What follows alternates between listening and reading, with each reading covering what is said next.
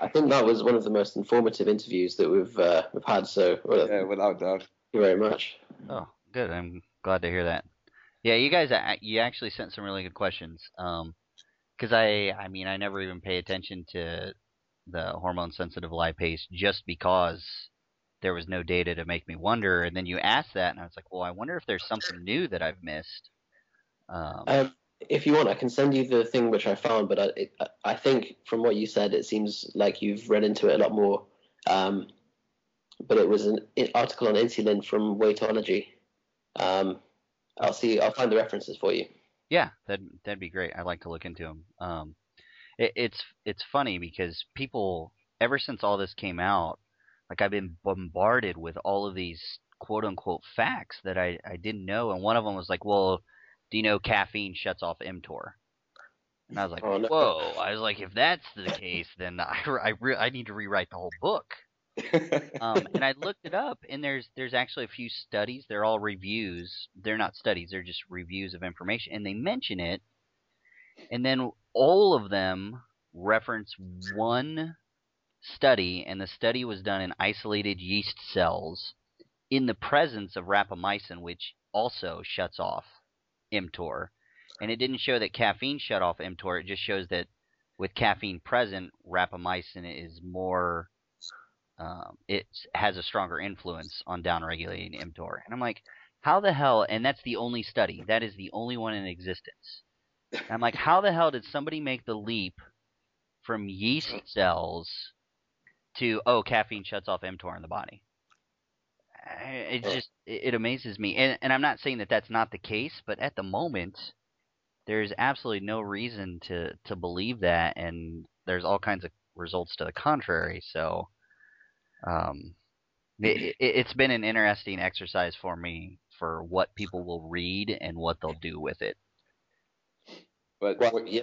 Well, I mean, at least there was some research behind it. I think, I'm sure you have bro scientists coming and making claims any kind of backing, which must be very annoying. Oh yeah. Yeah, those I just try to tend to ignore, or I'm a total asshole too. So either way, it's entertaining. with just, I get this question an awful lot. People tend to say, so I know a natural bodybuilder who competes on stage, and he eats 5 or 6 meals a day and eats breakfast and eats carbs in the morning. How do you explain that? Good genetics. I mean, I know people like that too, and the fact that they're obviously, I know people who eat a shit ton of calories and go out and run 20 miles a day, and they just always stay lean. And I know other people that try that and they look like shit. So those people are the anomaly, and that's why I don't understand why people will pick an anomaly and say, well, that must be true for everybody. Yeah. Good point. I mean, so we have, for example, two genes that encode for myostatin in human, and a mutation in just one of those genes makes it very difficult to store body fat and very easy to grow muscle mass. And that mutation is not uncommon. So if you find one of those people, they have a genetic advantage that's better than any amount of steroids a person could take. Let's see if you had that mutation, doesn't it? Yeah, I mean, I would give anything for that mutation. That would be awesome. And those are the people that, they've tested bodybuilders, and quite a few professional bodybuilders have that mutation, which means there is no way any normal person could ever get on stage and compete against them. I don't care what they're taking or what they do.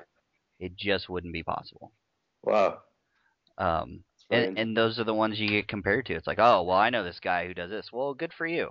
It's not me and it's not you, because if it was you, you wouldn't be talking to me about how you could look like that. Yeah, I know this guy. His name's Kai Green, and he's oats in the morning. That's a great response. No, it's the thing you said about mTOR is just blown my mind. So I can't wait to read that article. Yeah, we've just finished a series on alternate day fasting, and now you've just ruined it for us all. Sorry about that. No, don't worry. No, I mean it doesn't take a lot of food, but that 14-hour mark, and even at 14 hours, there's some down regulation. But at 24 hours, it's just shut off and down regulated, which means your body's more than happy to start destroying muscle tissue. I see. I mean, we don't actually advise 36-hour fasts, although there are sort of additional health benefits associated with it. We tend to stop at 24 for adherence reasons and for sort of muscle retention. But that thing about just having some whey isolate to stop mTOR down regulation is very interesting.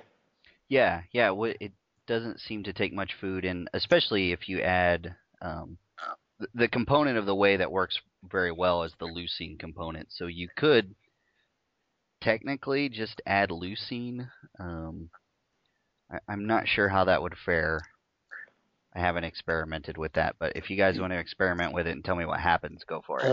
One of the editors, Ben, did that during a fast, and he said it bumped himself into ketosis very rapidly.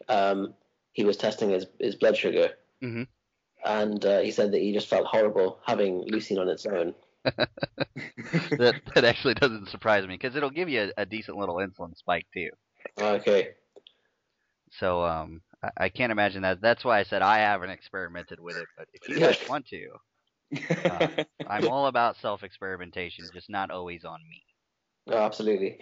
So you think like a monophasic insulin spike from leucine would be something to be concerned about, like, during the low carb phase or during a fast or that sort of thing? It's a pretty quick and sharp bump, so I wouldn't worry about it as far as fat burning. What I would worry about is the potential to throw you into a very light and uncomfortable hypoglycemia. Okay. That could be very uncomfortable, and especially at the gym. That's not something you'd want to experience. Okay. Fantastic. Well, I think that's everything. Is it yourself? Yeah. Again, thanks once again for the interview. Yeah, really appreciate it. Yeah, no problem. I'll actually this post conversation was pretty good. So